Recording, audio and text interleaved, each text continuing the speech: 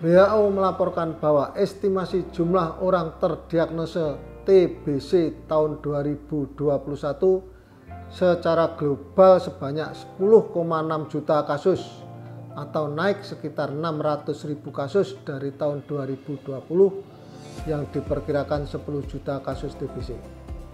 Tahun 2022 Indonesia sendiri berada pada posisi kedua dengan jumlah penderita TBC terbanyak di dunia setelah India.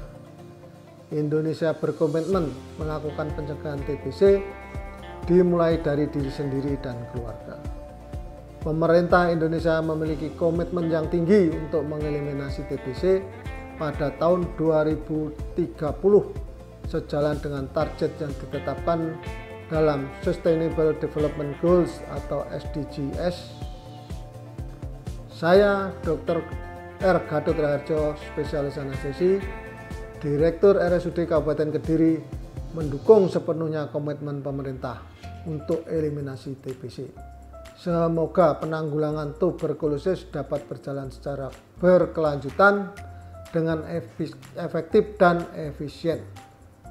Temukan, obati sampai sembuh TBC. Terima kasih.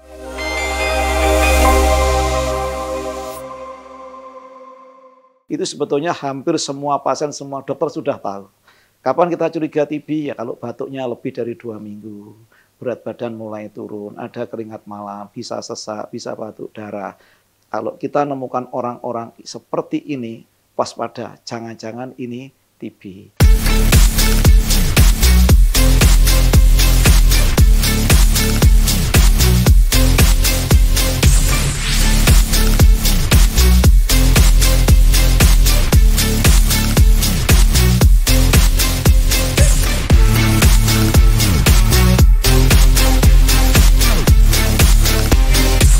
Sobat RSKK, kembali lagi. Kali ini bersama saya, Dr. Ellen, selaku host di program Tanya Dokter. Pada bulan ini, Maret 2023, bertepatan dengan Hari TB Internasional atau World TB Day. Hari TB Internasional ini akan jatuh diperingati pada setiap tanggal 24 Maret. Berkaitan dengan Hari TB ini, kali ini RSKK menghadirkan 2 narasumber sekaligus yang sama-sama memiliki keahlian dan peran penting di bidangnya. Ya, mari kita perkenalkan. Yang pertama narasumber kita ada Dr. Bambang. Ya. Dr. Bambang Triyono Putro beliau ini adalah dokter umum yang bertugas sebagai Kepala Bidang Pengendalian Penyakit Dinas Kesehatan Kabupaten Kediri. Selamat pagi, dokter. Selamat pagi. Apa kabar, dokter? Alhamdulillah sehat. Iya. Bersama kita juga hari ini ada Dr. Hermawan Kristiono, spesialis paru. Beliau adalah dokter spesialis paru yang bertugas di Rumah Sakit Umum Daerah Kabupaten Kediri dan sekaligus beliau juga concern di bidang TB, terutama TBC di Kabupaten Kediri juga. Dr. Hermawan, selamat pagi, dok. Selamat pagi, salam sehat untuk sahabat RSKK. Ya, salam sehat untuk kita semua.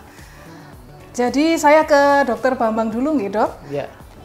Saya baca di artikelnya dari WHO bahwa Indonesia di akhir tahun 2022 ini, Indonesia menduduki peringkat 2 dunia terbanyak di dunia setelah India, ya, dok. Setelah India. Terkait dengan hal itu, panjenengan sebagai pejabat yang bertugas untuk mengendalikan penyakit di lingkungan Kabupaten Kediri, mungkin apa, dok, kira-kira langkah-langkah yang akan diambil atau direncanakan untuk menurunkan ini peringkatnya biar nggak tinggi lagi gitu, dok? Ya, terima kasih, dokter. Jadi benar, Indonesia saat ini menduduki peringkat kedua ya di dunia. Sedangkan kita di Jawa Timur juga melihat capaian program TB, terutama penemuan kasus ini juga masih jauh dari harapan. Estimasi jumlah kasus kita sekitar 4.000, kita masih ada di angka 52% estimasi kasus yang bisa kita obati. Suspek juga demikian, kita masih belum bisa mencapai 100% suspek. Ini artinya PR besar buat kita di Kabupaten Kediri, khususnya bahwasanya TB ini masih menjadi masalah kesehatan di masyarakat. Ya, jadi banyak hal yang akan kita laksanakan mulai tahun ini untuk menyambut eliminasi TB di tahun 2030, di mana diharapkan insidennya adalah 65 per 100.000 penduduk. Ini tentunya PR besar sekali lagi, dan kita tentunya tidak di Dinas Kesehatan tidak bisa bekerja sendiri. Jadi kita berharap juga dari pemerintah Kabupaten Kediri dalam hal ini juga membuat kebijakan yang kemarin sudah kita luncurkan, ada SK Tim Percepatan Penanggulangan TB Paru di Kabupaten Kediri. Dengan itu mungkin nanti kita juga akan membuat rencana aksi daerah, membuat tahapan-tahapan di mana kita berharap memang tahun 2030 itu betul-betul kita bisa mencapai eliminasi TB khususnya di Kabupaten Kediri. Ya, baik dok. Kemudian untuk mencapai atau pelaksanaan dari program itu kira-kira melibatkan siapa saja ini dok? Ya, jadi untuk strateginya untuk itu kita ada dua hal tentunya. Penemuan kasus harus kita tingkatkan. Penemuan kasus yang pertama adalah kita secara pasif intensif, artinya di wilayah layanan kesehatan sendiri bagaimana kita membuka jejaring dengan seluruh vaskes yang ada, yang selama ini identik TB itu dengan puskesmas saja, tapi kita coba libatkan dokter praktek mandiri, klinik, kemudian rumah sakit swasta di samping 2 rumah sakit umum daerah yang kita miliki. Dan di sisi lain kita juga bergerak lebih luas dari vaskes, yaitu dengan metode aktif, ya, metode aktif secara masif. Jadi kita bekerja di masyarakat di luar vaskes untuk penemuan kasus ini, seperti di tempat-tempat yang padat dan kumuh, padat yang miskin, begitu. Itu kita harapkan kita menemukan suspek di sana sebanyak-banyaknya. Seperti kita tahu, prinsip untuk pencegahan pengendalian penyakit menular adalah tentunya kita harus menemukan kasus sebanyak-banyaknya untuk kemudian kita bisa memberikan penata laksanaan sesuai dengan standar. Gitu. Kalau mungkin penemuan kasus sebanyak-banyaknya ini berarti apakah bisa diartikan misalkan petugas puskesmas ketika ada satu pasien yang terkena TB kemudian dilakukan tracing secara aktif seperti itu, dok ya? Jadi itu adalah salah satu program dari kami di mana dilaksanakan investigasi kontak. Kalau di COVID kemarin kita bicara masalah tracing, tapi kalau di TB kita bicara investigasi kontak yang prinsipnya mungkin sama lah, analog dengan tracing.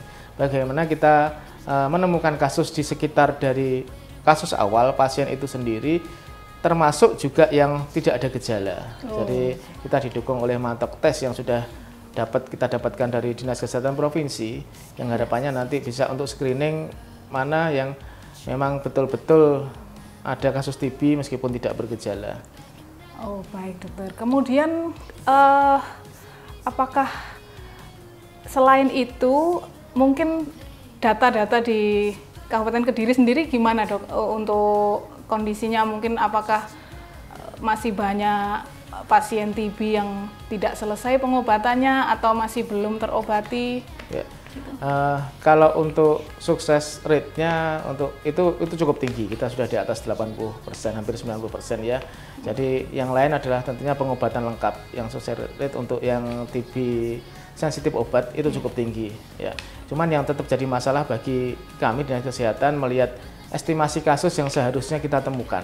Ini PR-nya adalah itu, iya. Dan sementara ini dengan apa yang sudah kita lakukan di tahun sebelumnya ternyata kita belum mendapatkan hasil yang sesuai dengan kita harapkan. PR-nya ada di sana, sehingga ya akan sulit untuk kita memberantas TB kalau tidak kita bisa menemukan kasus sesuai dengan estimasi itu. Oh baik, jadi untuk penemuan kasusnya ini masih belum jauh dari harapan. Iya betul. Baik, Dokter Bambang, saya ke Dokter Hermawan dulu ya dok. Dokter, bagaimana dok untuk TB di Indonesia ini kan banyak sekali dok. Kira-kira dari sisi medis, apa yang menyebabkan kira-kira kenapa di Indonesia ini kok kurang terkendali atau kenapa banyak sekali pasiennya? Kira-kira bagaimana dokter? Terima kasih ya Bu Ellen, Dr. Ellen ya. Jadi kalau kita bicara TB, saya memang agak fokus ke TB paru yang selama ini dianggap sebagai penular, sumber penular ya, terutama yang BTA-nya positif. Jadi kelemahan kita selama ini banyak ini memang kelemahannya, tantangan untuk TB. Pertama adalah kita harus, kalau mau mencapai suspek yang besar, supaya kita bisa menjaring TB yang bisa kita temukan, berarti sekarang seluruh stakeholder, apakah masyarakat, pribadi, kemudian semua pimpinan wilayah, dokter, harus waspada. Kapan kita mencurigai bahwa ini kemungkinan TB. Nah, klinisnya itu sebetulnya hampir semua pasien, semua dokter sudah tahu. Kapan kita curiga TB? Ya kalau batuknya lebih dari 2 minggu, berat badan mulai turun, ada keringat malam, bisa sesak, bisa batuk darah. Kalau kita menemukan orang-orang seperti ini, waspada, jangan-jangan ini TB. Harus segera dibawa ke fasilitas kesehatan terdekat untuk dievaluasi lebih lanjut. Sering ini hanya dianggap ISPA biasa. Di terapi simptomatis terkesan baik, orang sudah tidak kontrol. Padahal ternyata orang ini masih ngeluh terus. Ya, ini yang pentingnya kewaspadaan. Jadi kalau kita menemukan tanda seperti itu, anggap bahwa ini TB, harus di work up lebih lanjut. Problem klasik adalah sarana diagnosa. Selama ini kita hanya bertumpu pada pemeriksaan dahak. Alhamdulillah sekarang kita di Kabupaten Kediri sudah punya TCM 5, ada TCM 5. Itu standar kita sekarang. Jadi pemeriksaan standar untuk TB harus dilakukan TCM. Nah, masalahnya pemeriksaan dahak ini hanya coveragenya sekitar 20%. Bisa positif dari suspek itu. Nah, bagaimana sarana yang lain? Berarti ini butuh penunjang yang lain. Pertama, ronsen foto. Sekarang, untuk TB yang laten, ada pemeriksaan IGRA, kita juga butuh. Kemudian untuk pemeriksaan kontak, kita juga iso. Kalau tidak bisa dahaknya, orangnya tidak batuk, tidak apa, tapi kontak dengan TB positif, apalagi ini MDR, ini harus mulai dievaluasi dengan ketat. Apakah itu dengan pemeriksaan foto, pemeriksaan TCM-nya juga harus dilakukan kalau dia bisa. Kemudian mungkin mantu tes. Ya, kapan kita curiga mantu tesnya positif? Kalau pada pasien dengan kondisi HIV atau diabetes, mungkin di atas angka 5 sampai 10, kita harus tetap curiga. Jangan-jangan ini TB. Harus ada work up yang lebih lanjut. Tapi kalau di atas 10, secara normatif semua pasien dianggap itu positif. Mantu tes yang di atas 15 indurasinya, ini kemungkinan TB yang aktif. Harus evaluasi lebih lanjut. Ini pentingnya lah. Masalahnya moga-moga nanti sarana-sarana ini tersedia di semua tempat. Usul saya bahwa di Kabupaten Kediri ini harus ada semacam iklan untuk setiap individu curiga TB. Nah, ya, kalau mengalami apa yang saya sampaikan. Sehingga dia secara otomatisasi nggak usah dicari petugas kesehatan, datanglah ke fasilitas kesehatan yang terdekat supaya di work up lebih lanjut. Jadi kalau ada gejala batuk lebih dari 2 minggu, terus demam, penurunan berat badan, itu sebaiknya harus segera dicurigai TB dulu. Jangan dianggap sebagai flu biasa ya, Dok. Ya. Kemudian Dok, misalkan ada pasien yang mengeluh seperti itu dan tidak segera diobati, ini resikonya bagaimana ya Dok? Untuk dirinya dan komunitasnya? Iya, takut kita kalau ternyata belakangan dia BTA positif, berarti nanti kasus kontak di Kabupaten Kediri tambah besar. Itu nanti mungkin akan kita petik beberapa tahun mendatang. Karena ketika kuman masuk sampai TB aktif itu butuh waktu sekitar 2 tahun. Ya, jadi butuh waktu 3 tahun untuk jadi new case nanti dia. Nah, kalau yang lolos ini jumlahnya banyak, insiden rate-nya di tempat kita makin gak turun. Nah, ini tantangan besar kita. Nah, kemudian tantangan yang kedua kita adalah diagnosa. Sarananya harus dicukupi. Setelah diagnosanya tegak, maka semua pelaku kesehatan itu harus sudah sigap untuk melakukan terapi dengan baik. Saya sebetulnya secara pribadi tidak harus dokter sebetulnya. Prinsip adalah orang yang dilatih untuk tahu TB dengan segala aspek, termasuk terapi dan monitoring. Itu bisa dilakukan, tapi harus dengan pelatihan. Sehingga nanti kalau perawat, bidan bisa mengobati, oh boleh. Sepanjang sudah tegak benar diagnosanya, obati dengan standar, evaluasi dengan standar. Kalau nanti ada masalah, ada komplikasi atau keraguan, barulah konsul ke dokter spesialis. Sehingga apa? Nanti Dinas Kesehatan Kabupaten Kediri punya tangan-tangan yang makin panjang untuk menangani TB. Tapi ini perlu diprogram untuk pelatihan supaya dia bisa melakukan terapi dengan baik.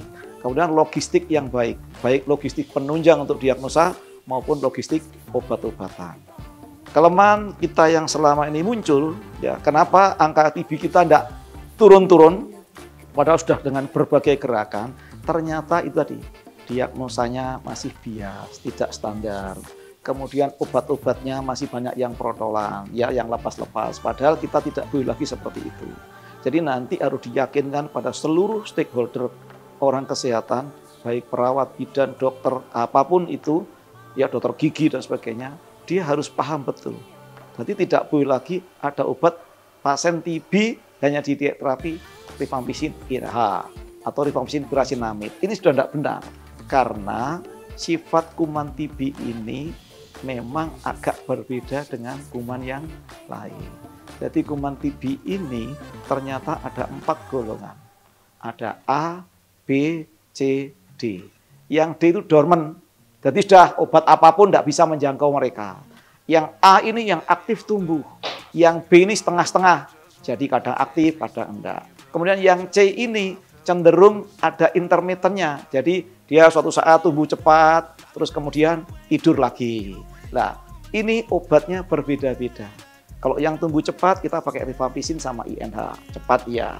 Kemudian yang tumbuhnya lambat, kita pakai pirazinamid. Ya kan? Yang dormant, ya sudah beneae. Ya, nunggu kalau karena kalau dormant kita tidak bisa mendeteksi ya orang ini. Tapi biasanya baik-baik saja orangnya masih. Ya.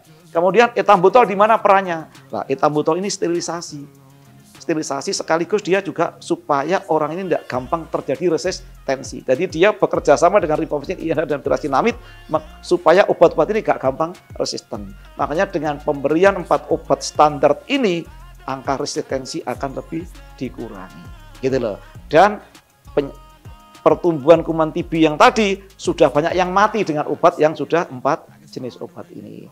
Problem kita ngobatinya kadang-kadang enggak standar termasuk dokter. Ini tantangan untuk kita bersama. Baik dok, berbicara tentang obat TB yang sesuai dengan standar. Dokter Bambang, bagaimana dari Dinas Kesehatan, apakah untuk obat-obatan ini disediakan atau sudah ada yang lengkap yang sesuai standarnya? Bagaimana dokter? Terima kasih. Jadi kalau kami dari sisi Dinas Kesehatan tentunya untuk obat TB ini kan dari pemerintah. Jadi untuk ke masyarakat pasti tanpa biaya. Jadi kita selama ini adalah ke Dinas Kesehatan Provinsi. Jadi kita sampaikan data-data dari kami, kemudian kami mendapatkan paket obat itu untuk kemudian kita distribusikan baik TB untuk dewasa maupun untuk TB anak. Jadi tentunya sudah terstandarisasi obat yang diberikan dari Kementerian Kesehatan. Jadi sudah memang dari pemerintah daerah Kabupaten Kediri, khususnya dari Dinas Kesehatan, itu sudah menyediakan ya dok? Sudah kita siapkan ya. Pengobatannya yang sesuai standarnya sesuai ya dengan dok? Standar, iya. Baik dokter. Saya kembali ke dokter Hermawan lagi dok. Saya mendengar banyak keluhan dari pasien TB karena mereka sering juga akhirnya putus di tengah jalan. Kira-kira penyebabnya putus itu yang terbanyak apa dan bagaimana mengatasinya? Ya, matur nuwun, Dr. Ellen.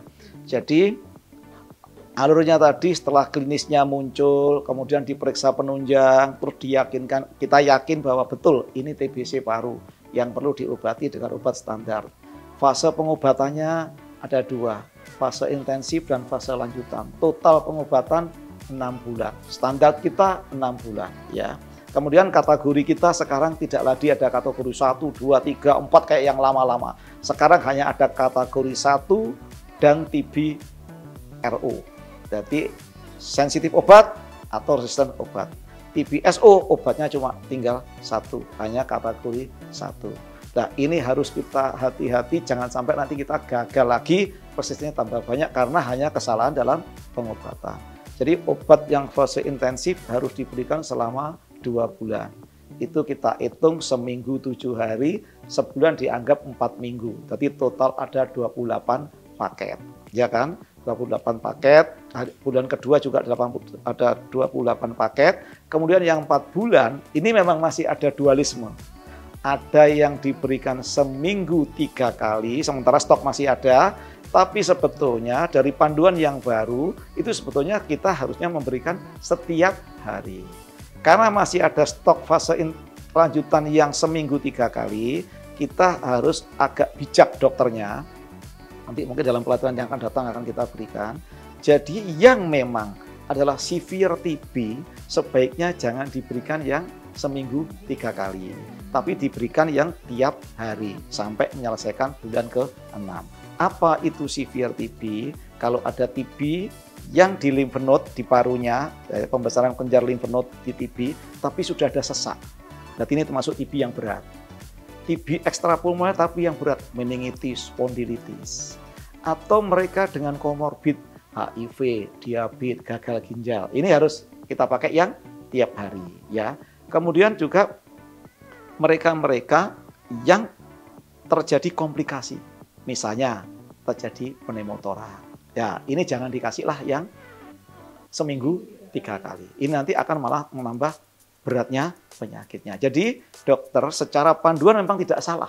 Evidence base-nya WHO dulu menganjurkan seminggu 3 kali, tidak mungkin dia ngawur. Pasti juga ada dasarnya. Tetapi kita sebagai pelaksana di lapangan harus mulai bisa menilai, oh nanti yang tiap hari sementara kita pakai yang memang agak ke arah yang TB yang berat tadi, yang pulmonari yang berat, sementara yang untuk yang di luar itu misalnya pasien TB paru, BTA positif tapi muda, tidak ada komorbid, ya sudahlah dikasih yang seminggu 3 kali tidak ada masalah.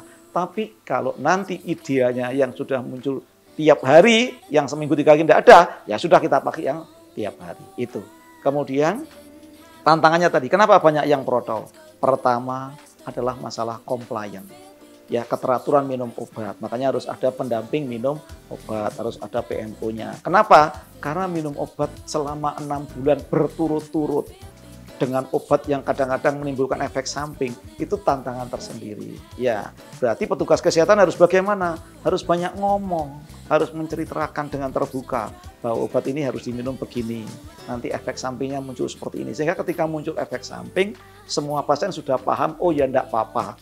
Efek sampingnya bisa diatasi, tapi manfaatnya saya nanti bisa sembuh dari TBC dan saya tidak jadi sebagai agent penular ke yang lain. Gitulah ya, ini penting. Jadi tantangannya kita untuk tutus itu biasanya pertama jelas karena efek samping obat. Ini banyak ini.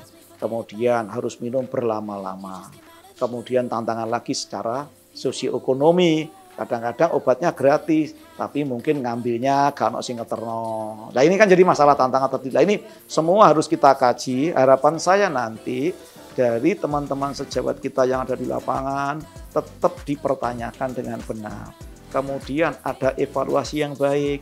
Kalau sampai 2 minggu gak minum, kok gak datang ngambil? Nah, ada proaktif untuk didatangi. Kenapa? Apakah ada efek samping, atau tidak iso ngambil, atau ada keluhan yang lain, atau ada komplikasi. Ini perlu. Sehingga pasien merasa terayomi dari seluruh lini. Saya pikir itu. Ya, baik. Dalam program ini, program Tanya Dokter tentunya tidak akan lengkap kalau tidak ada pertanyaan dari netizen. Oke. TB di Kabupaten Kediri tahun lalu dengan tahun ini ada berapa kasus ya untuk Dokter Bambang? Ya, silahkan ya. dokter. Jadi penemuan kasus kita memang meningkat dibandingkan tahun lalu. Ini juga efek dari tahun-tahun sebelumnya di mana ada pandemi, sehingga bias masyarakat sendiri juga takut begitu untuk datang ke tempat pelayanan kesehatan pada waktu pandemi tersebut. Sehingga memang kalau dibandingkan dengan tahun 2021-2020 ada peningkatan. Cuman peningkatannya memang tidak signifikan. Jadi kalau sebelumnya penemuan kasus TB kita di bawah 50%, sekarang 52%, bisa dikatakan seperti itu. Ya. Ya, mungkin. Kedua, untuk dokter bagaimana cara agar TB tidak menular? Ya. Oke, matur nuwun. Jadi yang jelas TB paru ini kalau mengenai TB paru dan kumannya ditemukan, tes cepat molekuler atau dulu namanya BTA sputum yang dengan program-program yang dulu, kalau itu positif maka orang ini menular. Bagaimana ben gak menular? Ya pertama etika batuk lakukan supaya karena penularan TB ini adalah lewat droplet. Kalau dropletnya bisa dihambat, tempatnya terbuka, ventilasi cukup, lingkungan sehat, saya pikir kasus ini juga akan menurun. Jadi itu yang kedua, begitu penyakit TB BTA-nya positif harus segera diobati. Biasanya dengan pengobatan FDC 4 obat secara teratur, dari pengalaman dan juga beberapa penelitian, dulu saya pernah juga melakukan penelitian, ternyata minggu keempat itu rata-rata sudah hampir konversi, hampir mendekati angka 90%. Bulan kedua itu hampir 100% sudah konversi. Ya ini penting. Artinya kalau sudah konversi, risiko untuk menular, jumlah kuman di dalam parunya sudah sangat sedikit. Jadi artinya orang ini memang BTA-nya, kumannya di dalam paru gak mungkin langsung nol, itu enggak. Masih ada, tetapi kemungkinan menular sudah sangat kecil. Ya, memang ada anekdot. TB ini selalu di daerah yang krodit, kumuh, ya toh, ventilasi yang buruk, dan itu dalam tanda petik mesti pada orang-orang yang memang secara ekonomi, ya ini pentingnya. Ya, anekdotnya begini, dulu ada kasus malaria, tahu-tahu hilang di Jakarta itu kasus malaria. Bukan karena program malarianya baik, karena binarianya diperbaiki. Ya, sehingga tidak ada lagi tempat-tempat untuk sumber penghidupan malaria. Jadi guyonan saya, kalau lingkungannya baik, wabah, ya toh, ventilasi bagus, semua sinar matahari. Karena kuman ini kalau kena sinar matahari dalam 5-10 menit mati. Nah, artinya kalau semua kondisi ini baik, ya kemungkinan kuman TB ini juga akan disorder, TB paru ini akan tereliminasi dengan bagus. Jadi kita sekarang baru di satu sisi geraknya mengobati TB, tapi sebenarnya kalau sisi yang lain juga kita bahas, mungkin gizinya orang kita kurang, ya toh. Kemudian kondisi tadi lingkungan yang buruk, ini menambah jumlah kontak yang makin banyak. Saya pikir itu. Okay. Dokter, satu pertanyaan lagi dari saya ini, Dok. Apakah resiko bagi orang-orang yang terkena TB tapi mereka putus berobat? Kira-kira yang perlu diwaspadai, mereka waspadai itu apa saja, Dok? Ya. Yang pertama, berarti kalau dia BTA-nya positif, artinya ini TB-nya masih aktif. Yang jelas secara untuk pribadinya dia, akan bisa TB-nya iso kemana-mana. Kemudian komplikasinya bisa muncul. Mungkin kalau dia pernah pengobatan, ingat, pengobatan yang terputus, pengobatan yang tidak standar, itu memicu terjadinya MDR TB. TB yang resisten obat. Kita ngobati TB yang sensitif saja masih kewalahan, ditambah ada MDR, ini agak berat tantangan kita ke depan. Terus secara komunitas berarti orang ini sebagai sumber penular. Jadi orang ini sudah di dirinya sendiri ada risiko, dia menulari lingkungannya. Nah ini memang tantangan kita. Padahal pemerintah era Pak Jokowi ini mencanangkan 2030 kita mau eliminasi TB di angka yang cukup fantastis, hampir 80-90% kita eliminasinya. Dari yang tadinya angka insidennya 360-an, di tahun 2030 itu mau diturunkan 65 per 100.000 penduduk. Sesuatu tantangan yang luar biasa kalau melihat angka-angka yang sekarang masih ditampilkan. Jadi ini kita memang sudah banyak bergerak dengan berbagai macam, ada DPPM, ya menggabungkan antara privat sama yang fasilitas pemerintah, sudah ada organisasi profesi yang ikut gerak, stakeholder yang dulu mungkin tidak terlalu aktif, sekarang mau diaktifkan kembali dengan segala macam supaya akselerasi TB ini bisa segera kita tanggulangi. Kalau tidak, TB ini memberikan beban yang besar, apalagi di sisi yang lain penyakit-penyakit katastrofik yang merupakan faktor risiko untuk TB makin meningkat. Diabetes meningkat, gagal ginjal meningkat, HIV meningkat, ya. Mungkin juga nanti penyakit-penyakit kanker juga akan meningkat. Ini juga ada risiko-risiko untuk orang-orang seperti ini. Nah, bagaimana kita ngatasi ini? Jadi ini butuh kerja keras. Apa yang bisa saya sampaikan dalam forum yang baik ini, mari setiap individu orang Indonesia, apakah itu di sisi medis, non-medis, atau siapa saja, mari berinvestasi untuk eliminasi TB di tahun 2030. Itu yang dituntut. Niatkan semua, artinya apa? Kalau saya sebagai pribadi, ada keluhan yang saya sampaikan tadi, segera aktif datang ke fasilitas kesehatan. Kalau memang saya pas tidak bisa, ada yang tahu bahwa saya ada keluhan seperti itu, mungkin tetangganya, mungkin petugas perawatnya, mungkin kadernya membawa orang-orang itu dilakukan evaluasi. Nah, begitu kita ketemu ternyata ini TB, segera obati sampai sembuh. Sehingga tos TB, temukan, obati sampai sembuh. Jangan ditemukan terus gak diobati, gitu ya. Iya, baik dokter. Saya kembali ke Dokter Bambang dulu. Tadi sempat terucap ada salah satu komplikasi dari TB adalah resistensi. atau kebal obat ya dok. Bagaimana dengan kondisi resistensi di Kabupaten Kediri secara umum aja dok? Jadi kasus TB RO atau TB MDR di Kediri ya trennya pasti meningkat. Di tahun 2002 kemarin ada sekitar 50 kasus TB RO. Ya, yang tentunya ini jadi kewaspadaan kita sendiri. Kalau sudah TB RO artinya tadi disampaikan Dr. Her bahwa ini adalah sumber penularan di komunitas, sehingga kita betul-betul harus memantau melalui puskesmas, petugas puskesmas harus kita pantau memastikan bahwa yang bersangkutan harus patuh minum obat, karena ini satu-satunya memang cara untuk menyembuhkan dan mencegah penularan lebih lanjut begitu. Jadi dari Dinas Kesehatan sendiri sudah mengantisipasi ya dok ini supaya tidak terlalu banyak yang resisten ya. Jadi ada perhatian khusus lah untuk TB MDR. Kita sampaikan ke petugas yang ada di puskesmas, baik dokter maupun pengelola program TB untuk betul-betul memastikan kepatuhan dari pasien ini. Jadi beda tidak hanya PMO, kadang-kala seperti kita tahu yang tadi juga disampaikan Dr. Her. Jadi petugas yang memantau obat itu, ternyata kadang-kala juga terlewatkan begitu. Nah, kalau sudah TB MDR ini harus betul-betul memang dipantau ketat, bukan hanya dipantau dari jarak jauh, tapi dipantau ketat. Obat itu memang harus bisa diminum dan bila ada efek samping segera dikomunikasikan ke petugas kesehatan. Ya, demikian tadi penjelasan dari kedua narasumber kita.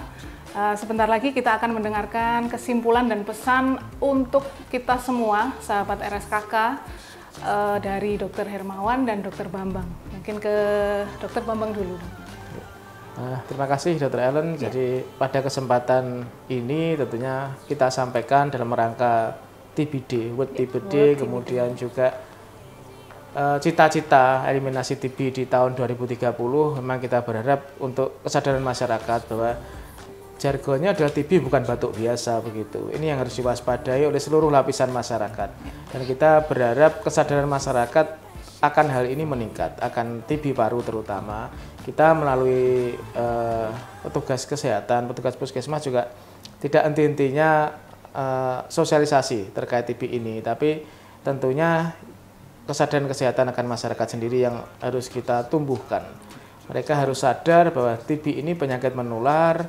TB ini harus diberantas bersama-sama dengan keterlibatan mereka dan tentunya juga stakeholder terkait yang ada di pemerintah kabupaten mulai dari kecamatan sampai pemerintah desa harus mengambil peran bersama-sama untuk betul-betul menyelesaikan masalah kesehatan masyarakat khususnya TB ini, sehingga nantinya di tahun 2030 cita-cita kita semua TB ini betul-betul pada level terendah, jadi 65/100.000 sehingga tidak jadi masalah kesehatan di tahun-tahun selanjutnya. Baik.